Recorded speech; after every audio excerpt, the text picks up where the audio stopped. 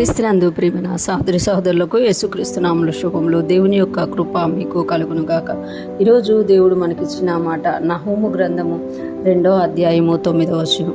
వెండి కొల్లపెట్టుడి, బంగారము కొల్లపెట్టుడి, అది సకల విధములైన విచిత్రములకు ఉపకరణములతో నిండి ఉన్నది, అవి లెక్కలేకి ఉన్నవి. ఈ మాటలు మనము నహూము గ్రంథంలో చూస్తున్నాము. నహూము గ్రంథము నహూము ప్రవక్త నినివే పట్టణం గురించి ప్రవచించినట్టుగా మనము చూడగలమంట. ఇక్కడ అంటున్నారు కదా, వెండి కొల్లపెట్టుడి, బంగారము కొల్లపెట్టుడి.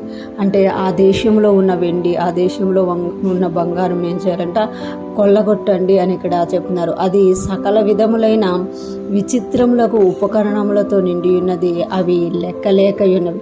అది ఎలా నిండి ఉందంట, ఆ పట్టణము సకల విధములైన విచిత్రములకు ఉపకరణములతో నిండి ఉన్నది, అవి లెక్కలేకే ఉన్నాయట. అంటే ఆ దేశము వెండితోని, బంగారంతోని, సకల విధములైన విచిత్రములకు ఉపకరణములతోని నిండి ఉన్నది, అవి లెక్కలేక ఉన్నాయి. కానీ ఆ దేశం మీదకి దేవుని యొక్క ఉగ్రత వచ్చినప్పుడు అది కొల్లపెట్టబడుతుందట. ఆ విచిత్రమైనవన్నీ కూడా, ఆ సమస్త సామాగ్రి కూడా కొల్లపెట్టబడుతుందట. లెక్క లేకుండా ఉండే ఆ యొక్క వస్తువులు, ఆ బంగారము, ఆ వెండి అంతా కూడా కొల్లపెట్టబడుతుందనమాట. అది కొల్లపెట్టబడుతుందని ఎలా తెలుస్తుంది మనకి అంటే, 10వ వచనం మనం గమనిస్తే, అది వట్టిదిగాను శూన్యముగాను పాడుగాను అగుచున్నది, జనులు హృదయం కరిగిపోచున్నది, మోకాళ్ళు వణుకుచున్నవి, అందరు నడుములు బహుగాను చుచున్నవి, అందరి ముఖములు తెల్లబోచున్నవి. అంటే ఆ దేశము ఆశీర్వదింపబడిన దేశంగా ఉన్నప్పటికీ కూడా దేవుణ్ణి మరలా వారు విసర్జించినందున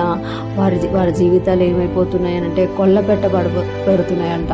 అది ఒట్టిదిగా శూన్యముగా పాడుగా అయిపోతుందంట.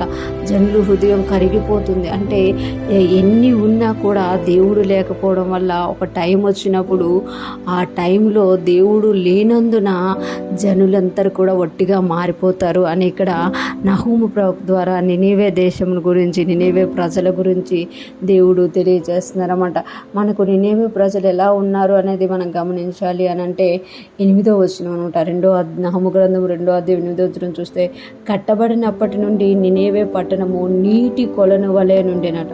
అంటే నీటి ఒడ్డున ఉన్న పట్టణము కనుక అది ఆశీర్వాదకరమైన పట్టణంగా ఉండిన. దాని జనులు పారిపోచున్నారు. నిలువుడి నిలువుడి అని పిలిచినను తిరిగి చూసిన వాడు ఒక్కడును కూడా లేడు అంట. అంటే అది ఒక నీటి కొలను వలె ఉండేది. అంతా సస్యశాల నీటి కొలను చూడడానికి ఎంత బాగుంటుంది.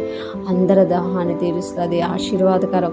చాలా పట్టణాలు, చాలా ప్రదేశాలు అభివృద్ధి చెందడానికి నీటి పక్కన ఉండేవన్నమాట.